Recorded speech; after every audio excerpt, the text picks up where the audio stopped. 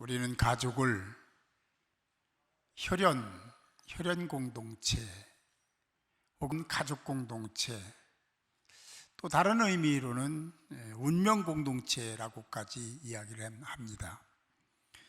가족은 서로 분리될 수 없기 때문에 그렇게 이야기들을 하는 거죠. 가족 한 사람이 고통을 받으면 모두가 함께 힘들어합니다. 아파합니다. 한 가족이 행복하고 즐거워하면 가족 전체가 즐겁게 됩니다. 가족은 서로 배려하고 기다려주고 품어주고 사랑을 하죠. 고린도전서 12장에 보면 지체들의 기능에 대해서 말씀을 합니다. 하나님은 우리 몸의 지체들이 서로 경쟁하면 안 된다.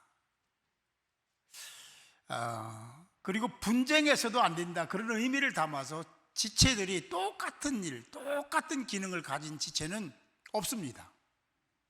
다 달라요. 우리 몸에 붙어 있는 모든 지체가 똑같은 역할을 하는 건 없어요. 다 다른 역할을 하면서 이렇게 협력하고 도와주고, 그래서 하나를 이루라는 목적을 가지고 그렇게 창조를 하신 거죠. 우리 교회는 지금도 그렇지만 다 다른 사람들이 천차만별이잖아요. 사람들이 모여서 교회 공동체를 이루었습니다. 서로 생각도 다르고 가치도 다르고 목적도 다르고 사는 삶의 방식도 다릅니다. 남녀가 유별한 건 아니, 남녀가 다르고 세대가 다릅니다. 그런데 하나님은 이 다름을 잘 사용하셨어요. 이 다름이 우리 모두를, 공동체를 온전하게 하기 위한 목적을 가지고 다르게 하셨다. 동의하십니까? 그 다른 사람이 나하고 같지 않은 것에 대해서 비판하면 돼야 안 돼요? 그래서 안 되는 거예요. 서로가 다른 거예요. 서로가 달라요. 다른 것이 당연한 겁니다. 다른 것이 우리에게 유익이 되는 거예요. 하나님 그걸 그래서 그렇게 창조하셨고, 우리로 하여금 그런 공동체 속에서 지체 공동체를 이루고 살라는 명령을 그렇게 하신 겁니다. 그렇습니다. 몸의 지체가 서로의 관계를 단절한다고 생각해 보세요. 요 뼈마디가 요 뼈마디하고 단절을 하면 어떻게 되는 거예요? 큰일 나는 겁니다. 이 팔이 이 관절과 연결되어 있잖아요. 힘줄도 있고, 그렇죠? 이게 단절되면 어떻게 되는 거예요? 우리 몸 전체가 단절되면 큰일 난다. 그래서 문제가 생기고, 그래서 병도 생기고, 그래서 계속되는 그런 관계가 있으면 생명까지도 위협을 느끼는 것이 우리 몸이다라는 생각을 할 수밖에 없습니다. 그래서 오늘 말씀을 보면 서로 돌아보라, 서로 돌아봐야 된다, 같은 마음을 가져라, 같은 뜻으로 온전히 합해라 라고 말씀을 하고 있습니다. 왜냐하면 꼭 그래야 됩니다. 그리스도 공동체, 우리가 보면 이렇게 표면적으로 보면 각각이 따르지만 하나님은 따르라고 말씀하신 적이 없습니다. 공동체가 살아야 되니까, 공동체적으로 존재해야 되니까. 그래 서로의 관계를 유지해라. 할렐루야. 그래서 그렇게 말씀하신 거예요. 서로가 서로를 돌보는 관계가 형성되어야 된다라고 말씀하신 거죠. 그리고 성경 말씀은 너희는 그리스도의 몸이요 지체의 각 부분이기다 하시면서, 그렇기 때문에 지체인 내가 다른 지체인 다른 사람을 품고 가야 되고 수용하고 가야 되고 서로 이해해야 된다. 반대로 공격하거나 차단하거나 비판하면 된다, 안 된다? 안 되는 거예요. 그리고 예수를 믿고 구원받은 하나님의 사람들이 하나님이 지혜를 주신 것 가지고 비판을 일삼는 일들이 종종 일어납니다. 이건 하나님 앞에서 큰 죄를 짓는 거예요. 2024년 우리가 은혜 받고 그리고 복 받는 한 해, 복 받는 한 해가 될 뿐만 아니라 앞으로는 2024년을 통해서 우리가 복을 받자라고 시작했잖아요. 그렇다면 이 훈련을 잘 받아서 하나님이 기뻐하시는 가치를 함유하고 그리고 공동체적으로 그렇게 목적을 정해서 그렇게 살아가는 자가 되실 때 하나님은 저와 여러분들을 품어주시고 그리고 미래를 열어주시고 형통케 하시는 은혜가 있게 될 줄 믿습니다. 오늘 본문으로 돌아가 볼까요? 본문 3절에 이렇게 말씀합니다. 내게 주신 은혜로 말미암아 너희 각 사람에게 말하노니. 이게 모든 것은요 하나님의 은혜로부터 시작되는 거예요. 하나님의 은혜 때문에 내가 직분도 받았고 하나님의 은혜로 목사도 됐고 그런 거 아니겠습니까? 은혜로 다 얘기를 해요. 성경 보면요 다 그렇게 접근을 하잖아요. 그게 맞는 거죠. 여기도 그렇게 접근합니다. 내게 주신 은혜로 말미암아 너희 각 사람에게 말하노니 마땅히 생각할 그 이상의 생각을 품지 말고. 할렐루야. 마땅히 해야 될 일이 있는 거예요. 마땅히 생각해야 될 것이 있는 거예요. 그거는 정해져 있습니다. 그 한계가 정해져 있습니다. 거기까지입니다. 그거 이상은 하지 마라. 그거 이상 알아간 적이 없어요. 이게 그러면서 뭐라고 하냐면 마땅히 생각 그 이상의 생각을 품지 말고 오직 하나님께서 한 사람에게 나누어 주신 믿음의 분량대로 그만큼 지혜롭게 생각하고 그렇게 살아가는 자가 되어야 된다라고 말씀하고 있습니다. 중요한 말은 마땅히 생각할 그 이상의 생각 품지 마라. 할렐루야. 이거 굉장히 중요한 용어예요. 중요한 단어고 문장입니다. 우리가 마땅히 생각할 것들이 있는 거예요. 그래야 되는 것들이 있는 거예요. 그거에 충실하고 집중하고 몰입해라. 그 이상은 아니다 라고 말씀하시는 거죠. 여기 원어로 보면 이 의미가 뭐냐면 반드시 생각해야 될 것 이상으로 자신을 높이 평가해서 그 일을 간섭하거나 개입하거나 말하거나 비판하면 안 된다는 의미를 담고 있는 겁니다. 한마디로 얘기하면 내가 스스로 네 자신을 살피고 그리고 네가 할 네 일에 충실해라. 아멘. 그런데 우리가 이거 이상으로 자꾸만 뭔가를 하려고 하잖아요. 하나님 그렇게 하라고 한 적이 없어요. 네가 할 일이 있어. 네 분량이 있어. 구원받은 자로 은혜 입은 자로 해야 할 일이 있어. 그거에 대해서 집중해라. 열심히 해라. 그러면 된다. 그게 다야 라고 말씀하시는 줄 믿으시기 바랍니다. 근데 우리는 오지랖이 넓어요. 그래 하나님이 할 일도 내가 막 참견을 하고 다른 사람이 해야 될 일도 내가 막 간섭을 하고 그러잖아요. 그런데 그 간섭하는 시간, 그런 참견할 시간이 있으면 내 할 일 열심히 하고. 할렐루야. 성경 그렇게 하라고 말씀하시는 거예요.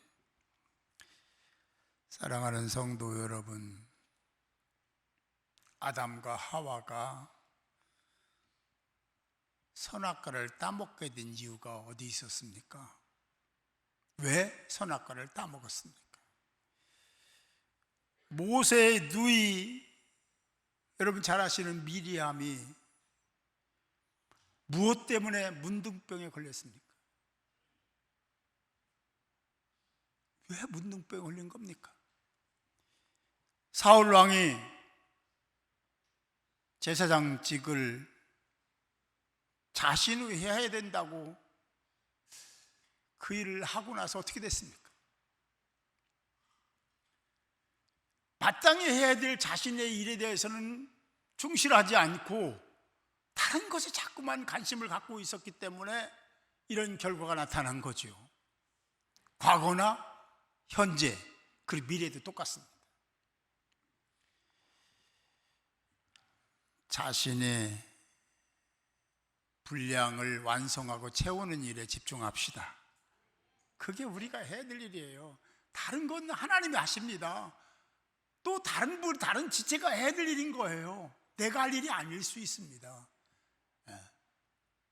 내가 할 일 다 해놓고 정말 A+ 점수를 받은 다음에 또 해야 될 일이 있겠죠. 오늘 본문 4, 5절은 지체의 기능에 대해서 이렇게 말씀합니다. 우리가 한 몸에 많은 지체를 가졌으나 모든 지체가 같은 기능을 가진 것은 아니다라고 하면서 이와 같이 우리 많은 사람이 그리스도 안에서 한 몸이 되어 서로 지체가 되었느니라. 할렐루야. 이 말씀 이해하시겠어요?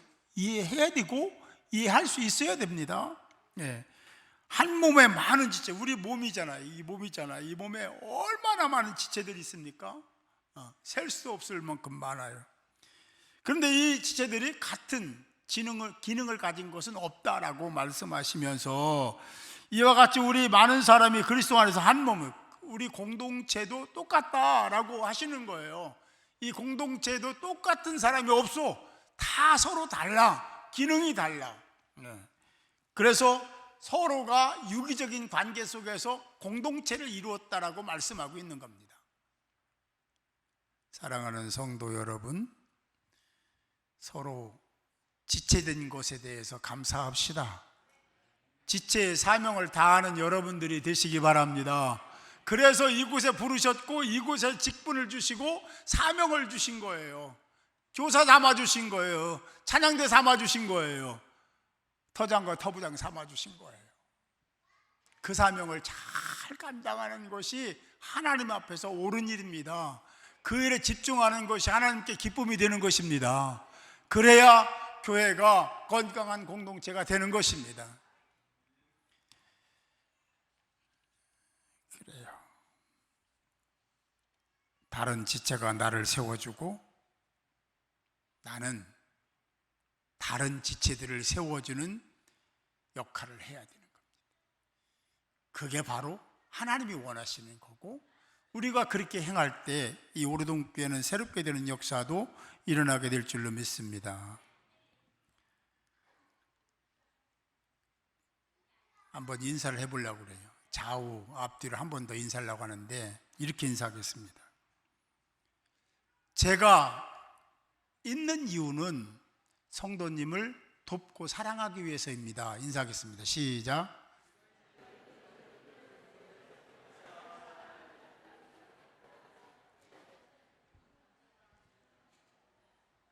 그렇습니다. 그게 하나님의 명령인 거예요. 옆에 있는 좌우에 있는 성도들을 사랑하고 돕고 위로하고 격려하기 위해서 내가 존재하는 거예요. 믿으시면 크게 아멘 합시다. 그렇게 실천하실 분만 크게 아멘 해보세요.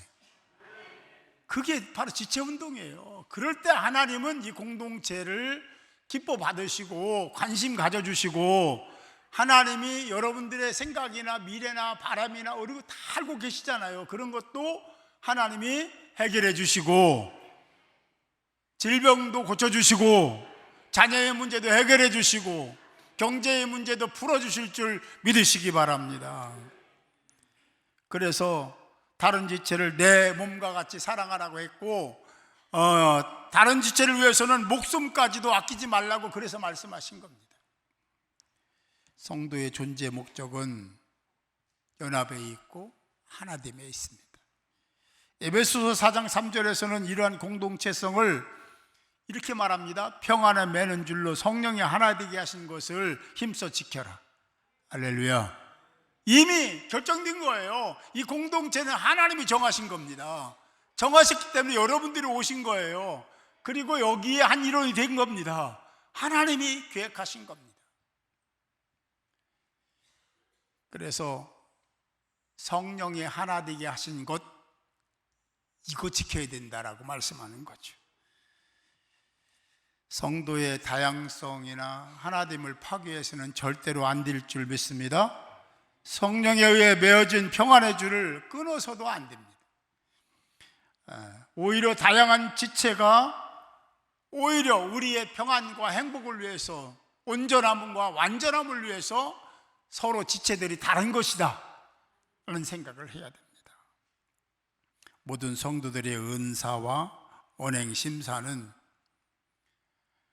그리스도의 몸을 세우는 것이 되어야 되고, 그래야만 하나됨을 이룬다고 에베소 4장은 그렇게 말씀을 하고 있습니다. 사랑하는 성도 여러분, 한번 생각해 봅시다. 우리 혈관, 이 혈관이 서로 연결 고리 역할을 해요. 그 혈관이 끊어지거나 단절되면 우리 몸 어떻게 되는 겁니까? 우리 혈관은 작은 것까지 다 이렇게 연결하면요, 지구를 2바퀴 돈답니다. 우리는 그 정도 갖고는 원래 안 눌래. 혈관을 다, 우리 몸에 있는 혈관을 다 연결하면 지구 2바퀴 돈대요. 안 믿는 것 같아요? 나중에 가서 찾아봐요. 그런가 안 그런가. 그럴 겁니다. 제가 듣기로는 그렇게 들었습니다. 그래요.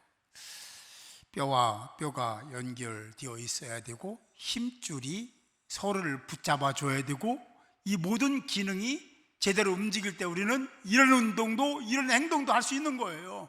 눈이 깜빡이는 게 그대로 그냥 되는 게 아니라 그런 기능이 다 완성됐을 때 눈이 깜빡일 수 있는 거예요. 소화 기능, 몸의 오장육부의 기능도 다 똑같습니다. 그렇듯이 하나님은 저와 여러분들을 그렇게 조성하셨고 이곳에 보내주셨기 때문에 각자가 해야 될 일이 있는 거예요. 각자가 꼭 해야 될 일이 있는 거예요. 그 일을 해야만 됩니다. 안 하면은 그 부분이 펑크나는 거예요. 그만큼 건강하지 못한 공동체가 되는 거예요. 각자가 해야 될 일이 뭘까? 다 있습니다. 없는 사람은 어디 있겠습니까? 기도도 해야 되고 교제도 해야 되고, 그렇죠? 그래서 다른 사람을 칭찬하고 격려하는 일도 해야 되고, 이런 예배도 열심히 드려야 되고. 지체는 서로 탓하거나 비판하면 안 된다. 지체는 다른 사람을 돌봐야 될, 섬겨야 될 사명이 있다.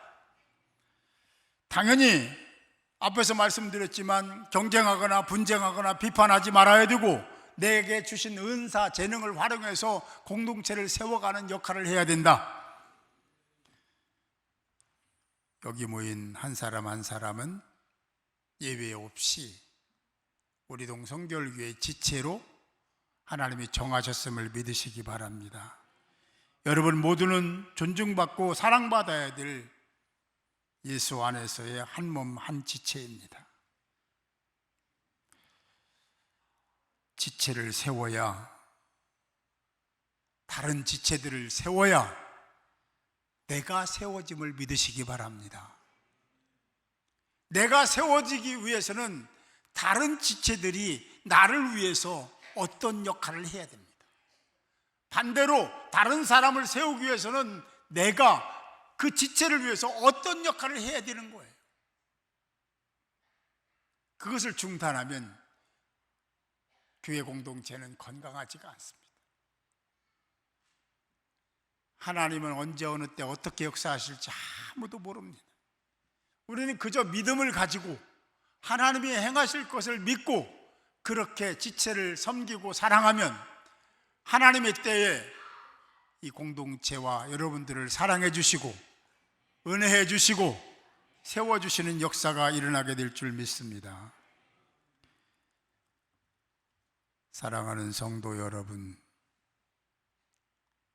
오늘은 온 세대가 함께 예배를 드리고 있습니다. 우리 자녀들도 같이 예배를 드려요. 저들은 우리와 다른 부류의 사람들이 아니라 같은 형제 자매입니다. 우리 지체인 거예요. 우리가 지체를 위해서 해야 될 일이 참 많잖아요. 아니, 우리 학생들도 여기 계신 어른들을 위해서 뭔가를 해야 될 사명이 있는 거예요. 초대 공동체, 아니 이스라엘 공동체는 항상 모두가 다 함께하는 지체 공동체였습니다.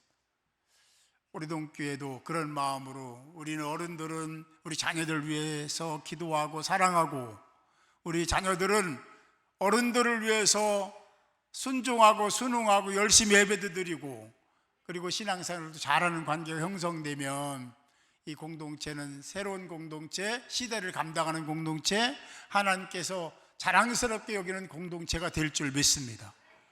이를 위해서는 여기 앞에 서 있는 조목사만 해서 되는 게 아니라, 장로님들만 해서 되는 게 아니라, 권사님들만 해서 되는 게 아니라, 모두가 다 똑같은 마음을 가지고 한 지체 공동체를 형성했을 때 서로 배려하고 사랑해주고 품어주고 기다려주고 용서하고 사랑하면 그런 역사가 오르동교회에 나타나게 될 줄로 믿습니다.